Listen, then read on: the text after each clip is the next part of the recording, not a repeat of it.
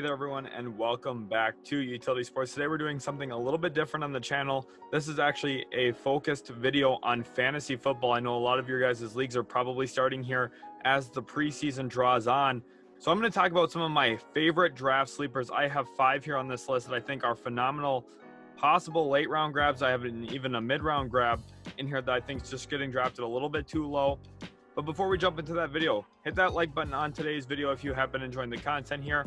And if you are new, hit that subscribe button and check out some of our other content as well. It would mean a lot to have your support here at Utility Sports. Let's go ahead here and hop into the video here with some quick notes.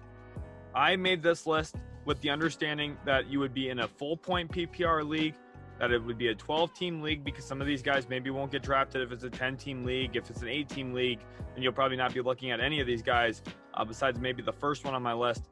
And then you're also looking at some guys who have some legitimate upside where they can be starting level players in your fantasy league with very little risk. There's not any risk really. These are going to be late round grabs and guys you could potentially cut if it doesn't work out and look to make a move in the waiver wires. Pretty much every single one of these moves will not cost you your league. If you make this draft pick, it's not going to be something that haunts you or hurts you really. It's going to be something that there's really only upside. And if it doesn't work out, you just cut him, move on, and find another guy you would like to pick up. Maybe throw him into a trade and figure out the edge of your roster. These guys are not going to hurt you long term and really only have benefit to your roster if they end up panning out. So let's jump into my first guy here, and that's actually Curtis Samuel here, who is the only guy who would probably go in the top 10 rounds on this list. My assumption is most of you guys will be in a 16, 17 round draft league. And with Curtis Samuel here, probably go around round 7 or round 8 would be my assumption. He's ranked as wide receiver number 38 in ESPN Fantasy Football by their experts. And the quarterback play there in Washington, I believe, will really help Curtis Samuel, regardless of which QB ends up becoming the full-time starter there. Of course, there is a little bit of a battle between Ryan Fitzpatrick, who I assume will be the starter, and also Taylor Heinicke, who played so well for Washington in their playoff game last year against the Tampa Bay Buccaneers.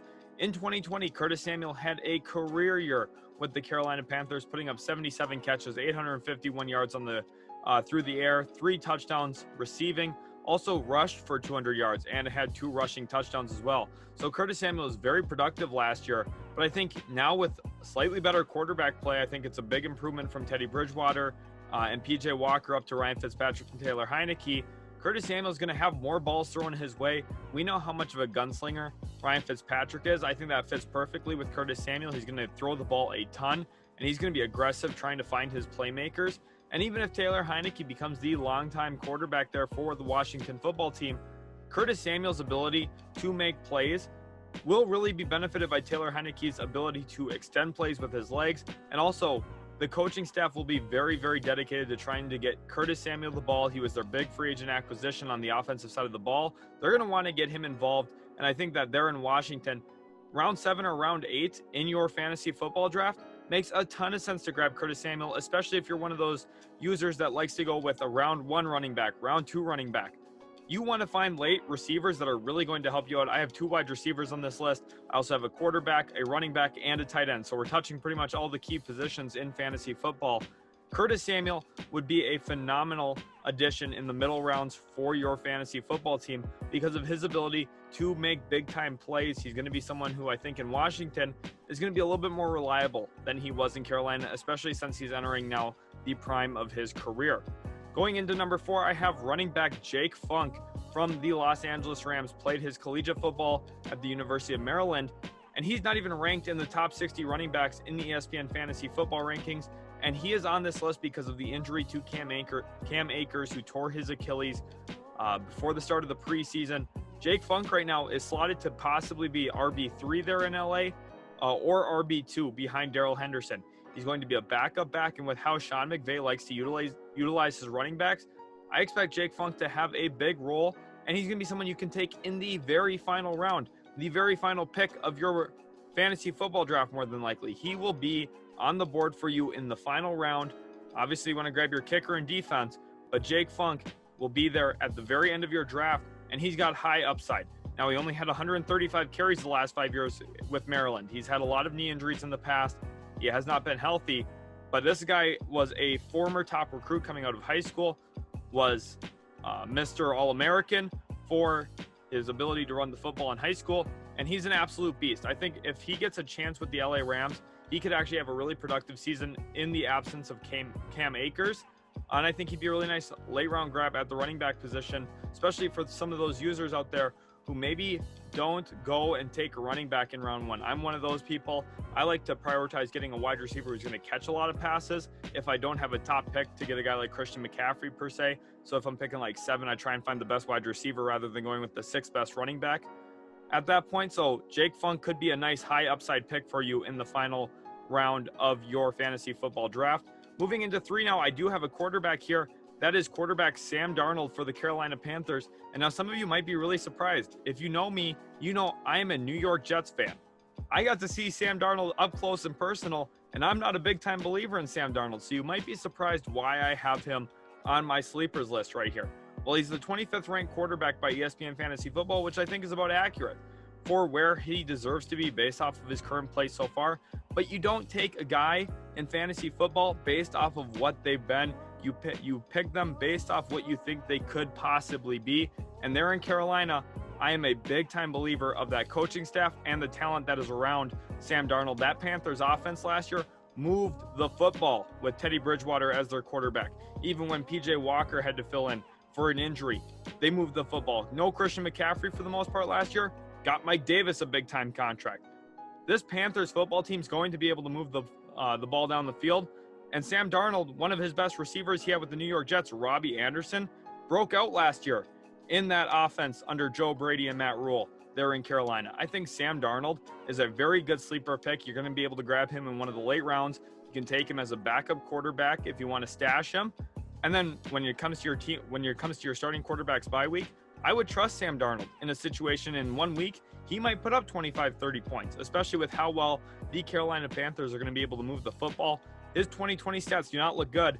Remember, Adam Gase was the head coach. He was playing for the New York talentless Jets. And now he's in a much better situation with a much better offensive mind as his head coach, a much better offensive coordinator. You're looking at a completely different scenario. Sam Darnold, a former top 3 overall pick, might unlock himself here in Carolina. I like him as a late round grab as a backup quarterback in fantasy football leagues. Number 2 here, I have Adam Troutman, a tight end from the University of Dayton. He's entering the 2nd year of his NFL career with the New Orleans Saints. Now, he's ranked number 20 as tight end by ESPN Football. And in 2020, he only had 15 catches on 16 targets, 1 touchdown, 171 yards. But this year, he's slated to be the number 1 tight end in New Orleans. Now, I know his usage rate has not looked good so far through the preseason. But trust me, at number 20 for the tight end position, he's going to catch a lot of balls. He's going to catch a lot of touchdowns. He's going to be a main red zone threat for the New Orleans Saints down in the red zone.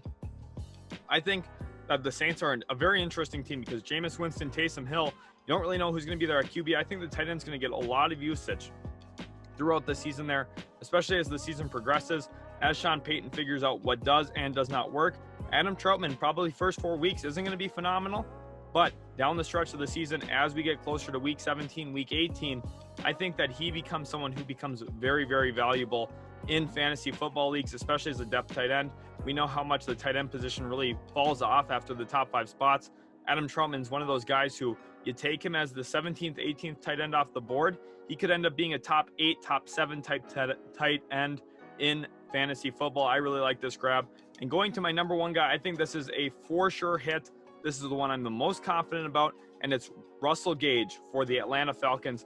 I am in love with Russell Gage for fantasy football.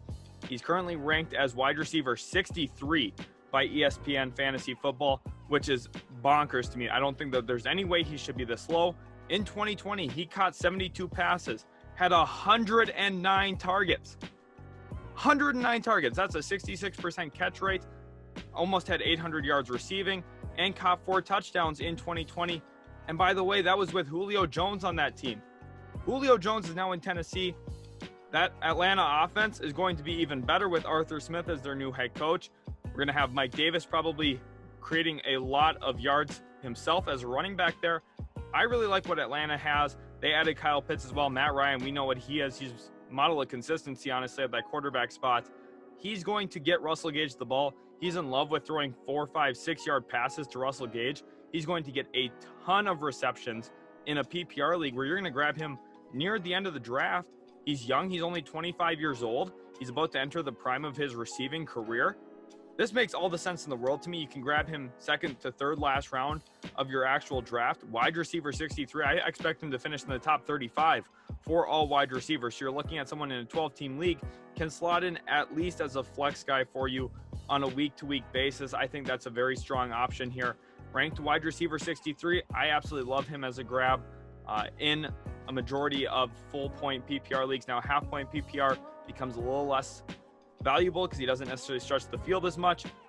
No point PPR, I would not take Russell Gage, but full point PPR league, Russell Gage, a phenomenal option from the Atlanta Falcons.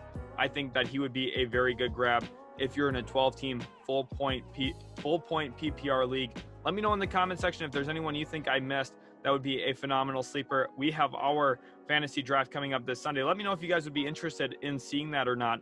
That's something we could maybe either stream to the channel or also just upload a video on and kind of update you on it. We're actually doing a dynasty league, so it's a little bit different, but I'm very excited for it nonetheless. Thanks again, guys, so much for watching. Hopefully you did enjoy today's video. If you did, smash that like button and also hit that subscribe button, turn on the notification bell for more here at Utility Sports, and we'll catch you in the very next video.